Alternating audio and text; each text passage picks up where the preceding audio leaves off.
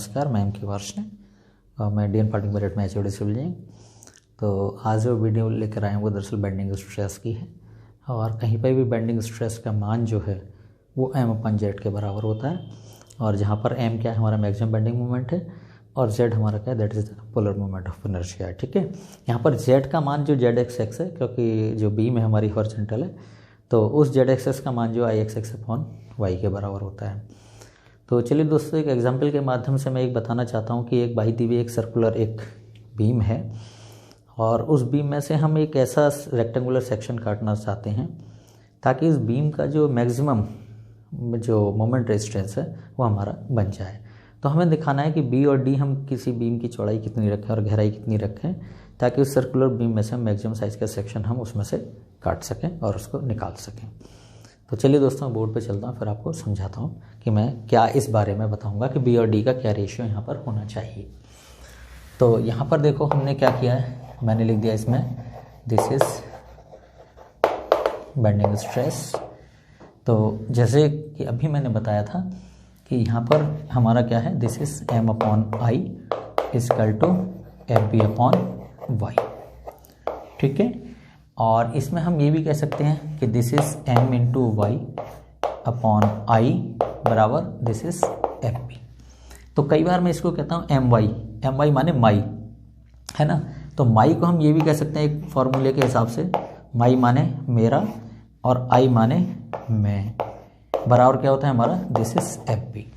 और FB क्या है, this is permissible bending stress.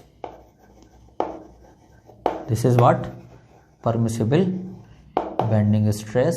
ठीक है, तो यहाँ पर आप देखें इसकी यूनिट का मान क्या होगा अगर हम यहीं पर लेना है। ये तो याद करने का एक तरीका कि मेरा बटे में बराबर बेंडिंग स्ट्रेस, और मेरा को हम कहते हैं my that is bending moment maximum, और वाई जो हमारी जो फाइबर स्ट्रेस की मैक्सिमम दूरी है न्यूट्रल एक्सिस से, और ये हमारा क्या है दिस इज I/x यानी किसी बीम के लिए जो आपका मोमेंट ऑफ इनर्शिया है x एक्सिस पर। ठीक है, तो यहाँ पर जो m का मान है वो हमारा किस में आ जाएगा, न्यूटन mm में मान आ जाएगा। जो y का मान है वो यहाँ पर मैं लेता हूँ, y का मान किस में आ जाएगा, इट इज़ इन mm। और जो I का मान है उसकी यूनिट क्या होगी, दिस इज mm⁴।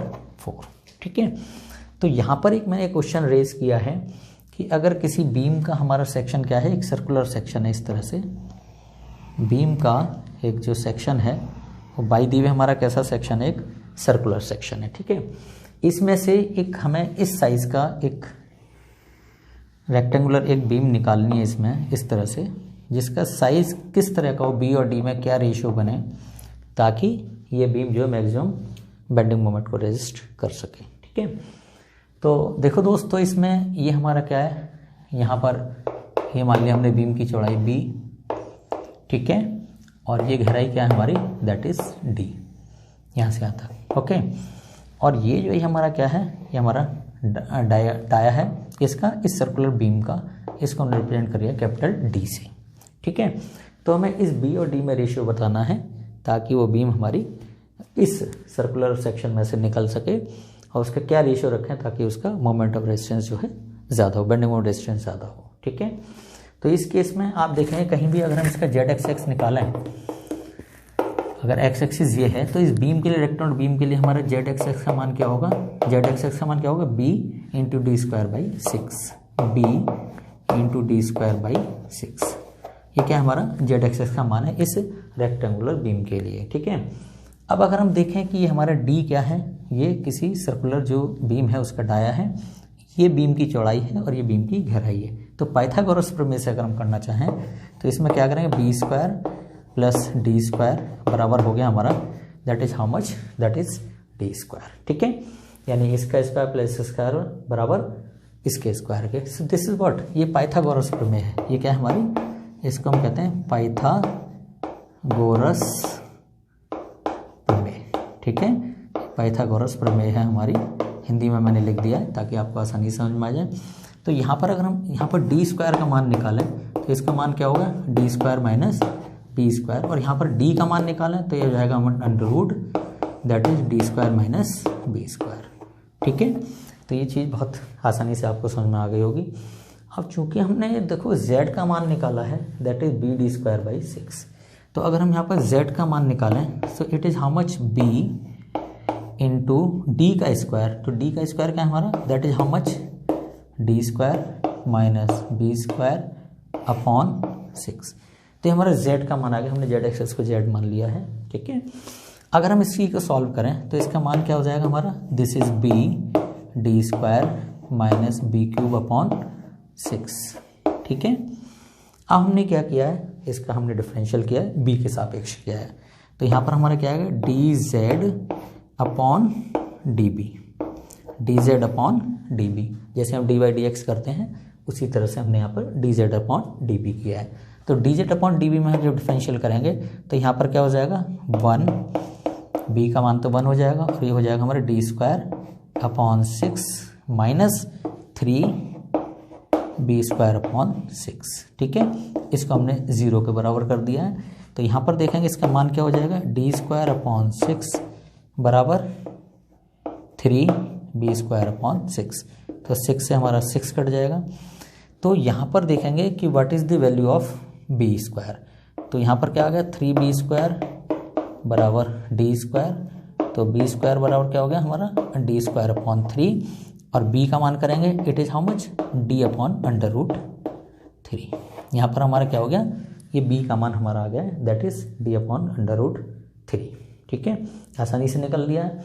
अब यहीं पर अगर हम वैल्यू पुटअप करते हैं b² + d² पर, तो यहाँ पर अगर हम वैल्यू पुटअप करें तो चलो इधर ही आ जाते हैं, तो यहाँ पर हमारा क्या है that is b² plus d² बराबर हमारा क्या है d², और b का स्क्वायर क्या है हमारा D²/3, तो यहीं पर करेंगे हम मान रख देंगे D²/3 प्लस d² बराबर d² आ गया, और ये जो स्मॉल d² है ये बराबर क्या हो गया हमारा d² माइनस D²/3, ठीक है।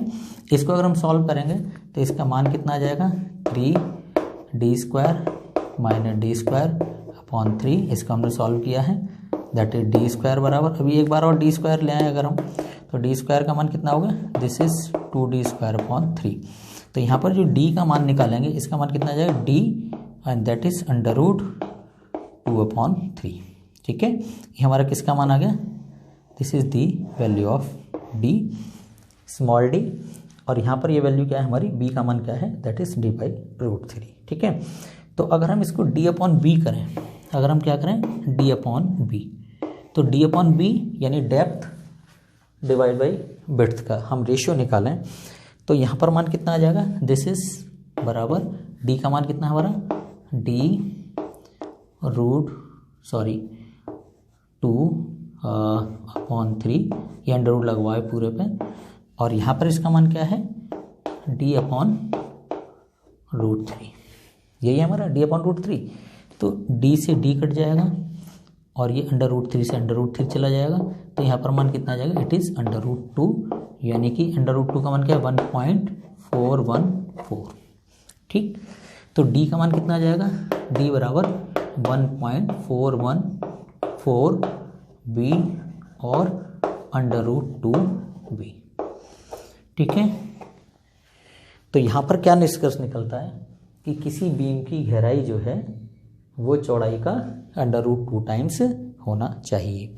तो अगर यहाँ पर b का मान 1 रख दें तो d का मान कितना आ जाएगा 1.414, यानी b का मान अगर यूनिट यानी b बराबर 1, तो हियर यहाँ पर हम कह सकते हैं, यहाँ पर ले आए कि इफ़ b बराबर 1, यहाँ पर चलो इफ़ कर दें, इफ़ b बराबर 1 then d equal to how much, it is 1.414, ठीक है। तो यानी कि d कितनी है 1.414 यानी अंडर√2, तो ये कितना है हमारा दैट इज 1, और अगर ये कितना है हमारा this is how much d, तो इट इज d/√2, ठीक है। तो ये हमारा रेशियो आ गया है। इससे हमारा ये निष्कर्ष निकलता है कि किसी भी सर्कुलर बीम में से अगर मैक्सिमम साइज की हम बीम निकालना चाहें जिसका कि मैक्सिमम जो बेंडिंग मोमेंट रेजिस्टेंस हो, तो उसके लिए बी और डी के जो रेशियो है वो हमारा इस तरह से होना चाहिए, यानी गहराई ज़्यादा होनी चाहिए 1.414 times more than width of the beam, ठीक है। तो चलिएगा इसमें मुझे यही आपको बताना था। और इस तरह से आप इस वीडियो को देखते रहें, और उसमें किसी तरह कोई भी कमेंट है तो आप मुझे पोस्ट कर दीजिएगा, चलेगा। इसी तरह वीडियो देखते रहिए। Thank you so much and thank you so much, please, thank you.